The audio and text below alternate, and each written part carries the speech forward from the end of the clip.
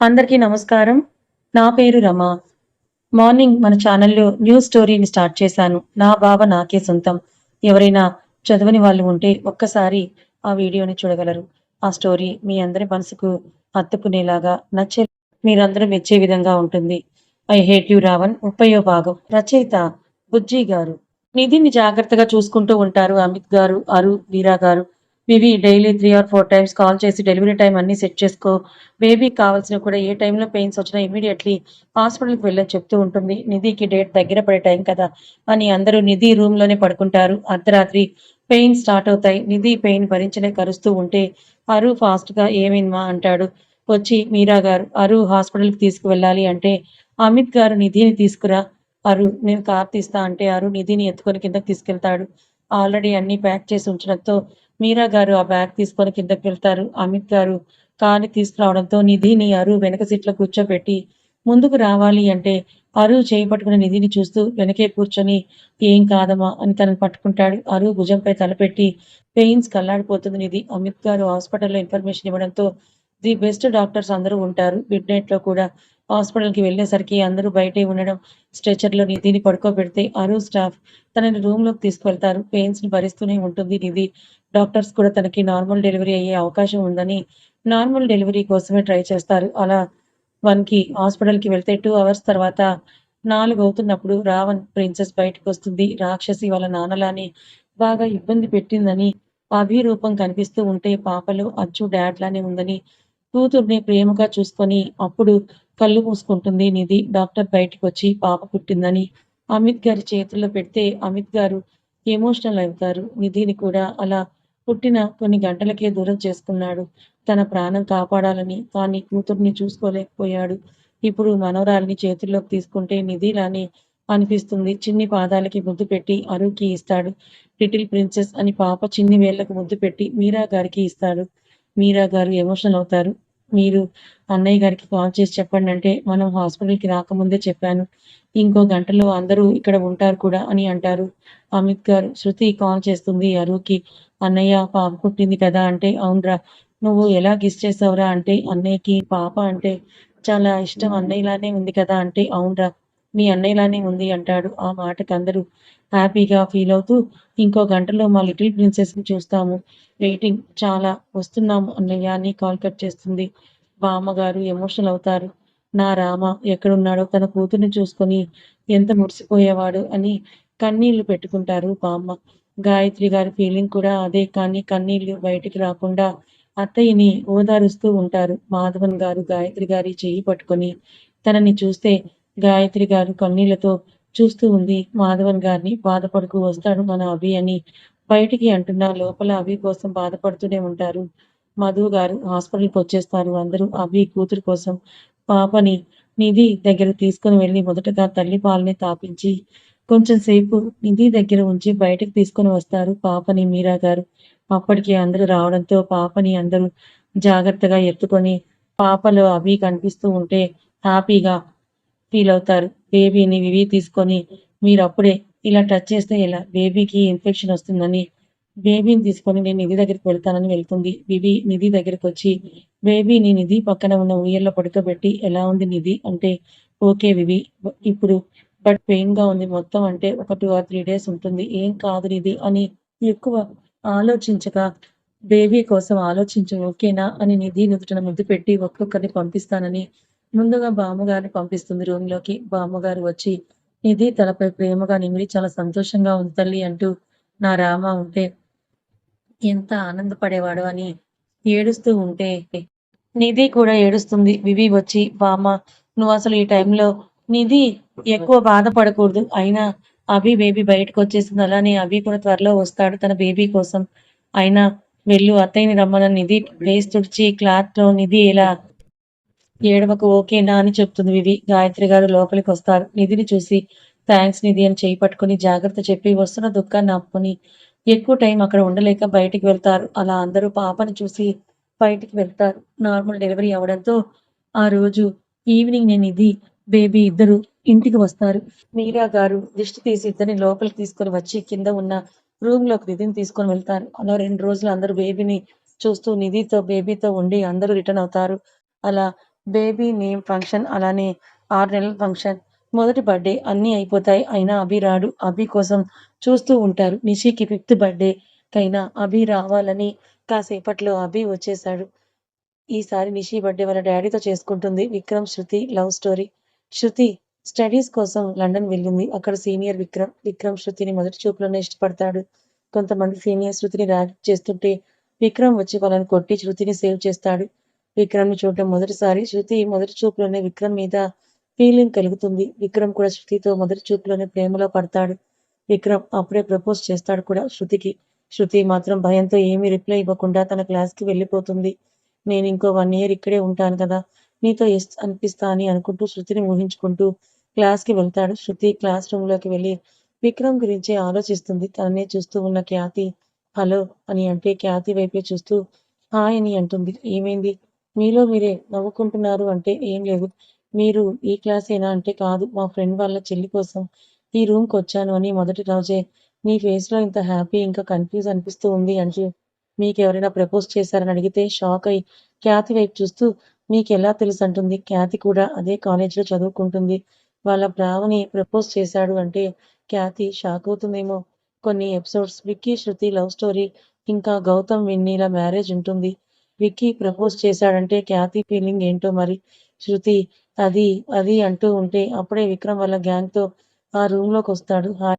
Hi juniors అని శృతి వైపు చూస్తాడు. శృతి ఇతనేంటి ఇక్కడ అని మిమ్మల్ని ఎవరైనా ఏడిపించినా, అలానే మీతో మిస్‌బిహేవ్ చేసినా మాకు చెప్పండి. నా మొబైల్ నంబర్ అని చెప్తూ శృతి వైపు చూసి అందరూ కూడా సేవ్ చేసుకోండి. అక్కడున్న గర్ల్స్ అందరూ హ్యాపీగా ఫీల్ అవుతారు. విక్రమ్ నంబర్ ఇచ్చాడని. కానీ అది ఒకరి కోసమే అని తెలీదు పాపం. శృతి మైండ్‌లోనే సేవ్ చేసుకుంటుంది. శృతి వైపు చూసి బయటకు వెళ్ళిపోతాడు. ఖ్యాతి శృతితో అతను మా బావ. నిన్నెవరైనా ఇబ్బంది పెడితే తనతో చెప్పు అని వెళ్ళిపోతుంది. శృతి అతడే నన్ను ఇబ్బంది పెడుతున్నాడు. అతడికి వెళ్ళి అతని గురించి చెప్పాలా దేవుడా అని అందరి వైపు చూస్తుంది. విక్రమ్‌ని చూడగానే పడిపోయిన అమ్మాయిలు అతని నంబర్‌ని సేవ్ చేసుకొని అతడి ఇన్‌స్టాగ్రామ్, ఫేస్‌బుక్‌కి రిక్వెస్ట్‌లు పెడుతుంటారు. దేవుడా అని అనుకోని ఈరోజు క్లాస్ ఏం జరగదనుకుంటా. క్యాంటీన్ ఎక్కడ ఉందో వెళ్ళాలనుకుని వెళ్తుంది. బయటికి వచ్చిన తనని విక్కీ చూస్తాడు. ఎక్కడికి వెళ్తోంది ఈ అమ్మాయి అని వెనకే వెళ్తాడు. తనకి కొత్త కదా కాలేజ్. ఏమో చాలా పెద్దది. ఎటు వెళ్ళాలా అని చూస్తున్న తనని వెనక నుంచి పట్టుకొని ఒక రూమ్‌లోకి తీసుకువెళ్తాడు. ఒక క్షణం గుండె ఆగినంత పనయింది. వెనక్కి తిరిగి ఎవరా అని అనుకున్న తనకి విక్కీ కనిపిస్తే పిచ్చా! ఒక నిమిషం గుండె ఆగినంత పనయింది అని అంటే శృతి నడుము పట్టుకొని దగ్గరికి లాక్కొని నీ గుండె ఆగితే నా గుండె కూడా ఆగిపోతుందంటాడు. నిజంగానే ఇద్దరు ఒకేసారి ఈ లోకాన్ని విడిచి వెళ్తారు అని అప్పుడే తెలుసేమో. అందుకే ఆ మాట విక్కీ నోట వచ్చింది. శృతి విక్రమ్ వైపు చూస్తూ వదలండి అంటుంది. అరే విక్కీ! రావణ్ బ్రదర్‌లా సైలెంట్‌గా ఎలా ఉంటాడు? శృతిని ఇంకా గట్టిగా పట్టుకొని నేను చెప్పిన దానికి ఆన్సర్ ఇవ్వలేదు అంటాడు. ఏం చెప్పాలి? నేనింత దూరం వచ్చింది చదువుకోడానికి. ఇలా ప్రేమించడానికి కాదు అంటే గుడ్. కానీ ప్రేమించాలి క్యూటీ. భలే క్యూట్‌గా ఉన్నావు తెలుసా నువ్వు అని బుగ్గపై ముద్దు పెడితే వదలండి ఏం చేస్తున్నారంటుంది. ఏం చేస్తున్నానో తెలియడం లేదా క్యూటీ? ముద్దుగా ఉన్న నీ బుగ్గలకి ముద్దు పెడుతున్నా అని ఇంకో ముద్దిస్తాడు. ఏడుపు మొహం వేసుకొని ఇలా ఎవరైనా చేస్తారా? మీరు ఎందుకు నాతో ఇలా బిహేవ్ చేస్తున్నారంటే, విక్కీ అదే క్యూటీ నాకు కూడా అర్థం కావడం లేదు. ఎందుకిలా చేస్తున్నానో కానీ చేయాలనిపిస్తోందని తన నడుము ఇంకా గట్టిగా పట్టుకొని ఆ ఫీలింగ్ భలే ఉంది తెలుసా! ఇన్ని సంవత్సరాలు ఎక్కడ ఉన్నావంటాడు. ఈ లోకంలోనే ఉన్నా అంటుంది కోపంగా. వావ్! నైస్ ఆన్సర్ క్యూటీ అని బుగ్గపై మళ్ళీ ముద్దు పెడతాడు. మీరెందుకిలా ముద్దు పెట్టి మాట్లాడుతున్నారు? ముద్దు పెట్టకుండా మాట్లాడండి అంటుంది. అయ్యో! అలా ఉండలేను క్యూటీ. నిన్ను ముద్దు పెట్టుకోకపోతే నాకేదో అయిపోతోంది. మళ్ళీ ఏదైనా చేస్తే ఏడుస్తావేమో అంటాడు. విక్కీ వైపే చూస్తూ వదలండి అంటుంది. ఎక్కడికి వెళ్తున్నావు? రూమ్ నుంచి అంటే క్యాంటీన్‌కి అంటుంది. ఇక్కడ అంతా ఏమి బాగోవు కానీ రా నాతో తీసుకువెళ్తా అని అంటే నో నేను రానంటుంది. నేను రమ్మని అడిగాను. అంతే. నువ్వు రాకు నేనే తీసుకెళ్తా అని తనని చేతుల్లోకి తీసుకొని తన బైక్ వరకు తీసుకువెళ్తాడు. అందరూ వాళ్ళని అలానే చూస్తూ ఉంటే అయ్యో! అని ఫేస్ దాచుకుంటుంది. విక్రమ్ నవ్వి తనని బైక్ మీద కూర్చోపెట్టి అతడు కూర్చొని తన 2 చేతులు తీసి నడుము చుట్టూ వేయించుకొని గట్టిగా పట్టుకో క్యూటీ అని సర్రుమని స్టార్ట్ చేసి ఫాస్ట్‌గా కాలేజ్ క్యాంపస్‌ని దాటుతాడు విక్రమ్. టైం 11:30. విక్రమ్ శృతిని డైరెక్ట్‌గా వాళ్ళ ఇంటికి తీసుకువెళ్తాడు. చుట్టూ చూస్తూ ఇది కేఫ్‌లో లేదే ఎవరైనా హౌసా అంటూ చుట్టూ చూస్తూ ఉంటే హలో మట్టి బుర్ర ఎక్కువగా థింక్ చేయకు. ఇది మా ఇల్లే అంటే మీ ఇల్లా? నన్నిక్కడికి ఎందుకు తీసుకొని వచ్చావు? అని అంటూ ఉంటే శృతి చెయ్యి పట్టుకొని ఎప్పటికైనా రావాల్సింది ఈ ఇంటికే కదా! రా అని చెయ్యి పట్టుకొని లోపలికి తీసుకొని వెళ్తాడు. మామ్ అంటూ పిలుచుకుంటూ వెళ్తున్న విక్కీని చూస్తూ ఉంటుంది శృతి. రాధిక గారు కన్నా వస్తున్నా అని అంటూ కిచెన్‌లో నుంచి బయటకొచ్చి శృతి చేయి పట్టుకున్న విక్కీని చూసి, అరె! వీడొక అమ్మాయి చేయి పట్టుకొని మరి ఇంటికి తీసుకొచ్చాడంటే, ఆ అమ్మాయి నా కోడలే అయ్యుంటుందని శృతి వైపు చూసి చక్కగా ఉంది. ఇద్దరూ చక్కగా ఉన్నారని విక్కీ పిలుస్తుంటే, విక్కీ వైపు చూడకుండా శృతి దగ్గరికొచ్చి చెంపపై చెయ్యి వేసి చక్కగా ఉన్నావమ్మా అని అంటుంది. మామ్ ఇక్కడ నేను కూడా ఉన్నాను అంటే, ఒరేయ్! నువ్వు పో పక్కకి నా కోడలితో మాట్లాడాలి అంటే శృతి షాకవుతుంది. విక్కీ ఏమో నవ్వుతూ శృతి భుజంపై చెయ్యి వేసి, మామ్ నువ్వు సూపర్ అని, మామ్ మీ కోడలికి ఆకలిగా ఉందంట. ఏమైనా అంటే ఇద్దరు ఇలా కూర్చోండి అని కిచెన్‌లోకి వెళ్లి స్నాక్స్ తీసుకొని వస్తుంది. స్వీట్ ఇంకా హాట్ రెండూ ఇచ్చి, ఇంకా ఏమైనా తింటావా అంటే ఎదురుగా ఉన్న వాటినే చూస్తూ మొత్తం Indian food, Indian sweet hot కనిపిస్తుంటే మీరిక్కడ ఇవి కూడా చేసుకుంటారా అని అంటే విక్కీ శృతి నోట్లో అరస పెట్టి తాను కోరుకున్నది తను తింటూ నీకు పిజ్జాలు, బర్గర్‌లు కావాలా అంటే నో నేనవి తినను అంటుంది. మేమిక్కడ ఉంటున్న మన ట్రెడిషనల్ ఫుడ్‌ని ఎలా మర్చిపోతాం? నా చేతులతో నా పిల్లలకి అలా చేసి పెట్టడం నాకు చాలా నచ్చుతుంది అంటే, రాధిక గారిని ప్రేమగా చూస్తూ మీరు చాలా బావున్నారు. మీ మాటలు, మీ మనసు కూడా చాలా చాలా బావుంది ఆంటీ అని అంటుంది. విక్కీ శృతితో ఓయ్! అత్త అని పిలు. ఆంటీ ఏంటి? అంటే విక్కీ వైపు చూస్తూ మీ అబ్బాయి చూడ్డానికి మాత్రమే మీకులా ఉన్నాడు కానీ మీ లక్షణాలు ఒక్కటి కూడా రాలేదని అంటుంది. విక్కీ ఇప్పుడు నువ్వేం నాకు సర్టిఫికేట్ ఇవ్వవలసిన అవసరం లేదు కానీ రా అని ప్లేట్ తీసుకొని మామ్ నీ కోడల్ని నా రూమ్‌లోకి తీసుకువెళ్తున్నా. నీకేమైనా అబ్జెక్షన్ ఉందా? అంటే నో కన్నా అంటూ నీకు గుత్తొంకాయ గోంగూర పచ్చడి ఇష్టమే కదా! అదే చేస్తున్నా వంట. లేకపోతే నీకేమి ఇష్టమో చెప్పు. భోజనం చేసే వెళ్ళాలి నువ్వు అంటే శృతి అయ్యో! ఆంటీ అదేం వద్దని అంటూ కోపంగా చూస్తున్న విక్కీ వైపు చూస్తుంది. ఆంటీ అని పిలిచింది కదా! అందుకే. రాధిక గారు నవ్వి అత్త అనడం ఇష్టం లేకపోతే ఇప్పుడే మా అను పర్వాలేదు అని అంటుంది. సరే మా మీ ఇష్టం. మీరు భోజనం చేయమంటే తప్పకుండా మీకోసం చేసి వెళ్తాను. మీరు పచ్చడి పెట్టినా హ్యాపీగా తినే వెళ్తానంటే రాధిక గారు నా కొడుక్కి తగ్గట్టున్నావని సరే మీరు వెళ్ళండి అంటే విక్కీ శృతి చేయి పట్టుకొని అతని రూమ్‌లోకి తీసుకొని వెళ్తాడు. రూమ్‌లో ఉన్న విక్కీ పిక్స్ చూస్తూ వామ్మో! వీడిలో ఇన్ని వేషాలున్నాయా అని అనుకుంటుంది. సైక్లింగ్ చేస్తూ, క్రికెట్ ఆడుతూ, వాలీబాల్ ఆడుతూ, ఇంకా హిల్స్ ఎక్కుతూ చాలానే ఉన్నాయి పిక్స్. ఇవన్నీ కూడా వచ్చాయి ఇతగాడికి అని చూస్తూ ఉన్న శృతి నడుము పట్టుకొని దగ్గరికి లాక్కొని ఏం ఆలోచిస్తున్నావని అంటాడు. మీరు వదలండి ముందు. దూరంగా ఉండి మాట్లాడలేరా ఏంటి అని అంటుంది.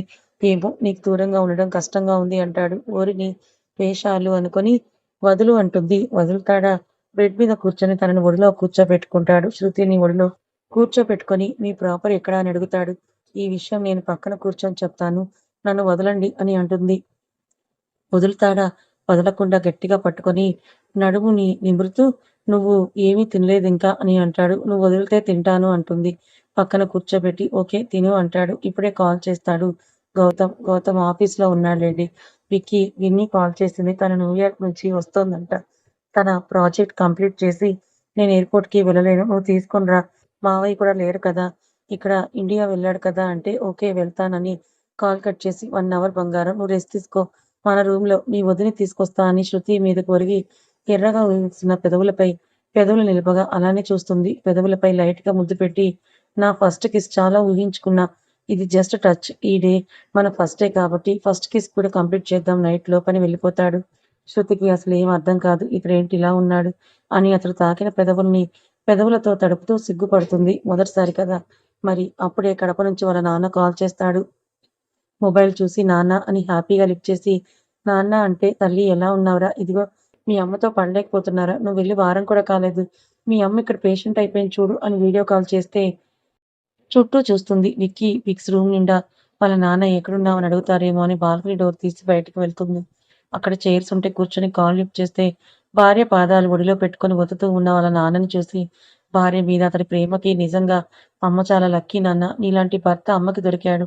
అలాగే నాకు కూడా నాన్న అవ్వడం నువ్వు నా అదృష్టమని నాన్న ఐ లవ్ యూ అంటుంది. వాళ్ళ నాన్న నవ్వి ఏమైందిరా అంటాడు. ఏమీ లేదు నాన్న అని హగ్ చేసుకున్నట్లు చేసుకొని మిస్ యూ నాన్న అంటుంది. ఏమైంది తల్లి? ఇక్కడ ఒకరితో అయిపోతున్నా ఇక నువ్వు కూడా ఇలా అయితే కష్టం అని అంటే నవ్వి ఏం లేదు నాన్న. నువ్వు నా నాన్న అవ్వడం నా అదృష్టం అంటూ ఉన్న శృతితో మరి నేను అంటుంది వాళ్ళమ్మ. అమ్మ తల్లి నువ్వు నాకు అమ్మగా రావడం నా జన్మ జన్మల పుణ్యఫలం ఓకేనా అంటే నవ్వి ఏమైనా తిన్నావా అని అడుగుతుంది. వాళ్ళ అమ్మ ఫేస్ చూసి నేను బానే ఉన్నా. నువ్వెందుకిలా తిండి తినకుండా హా?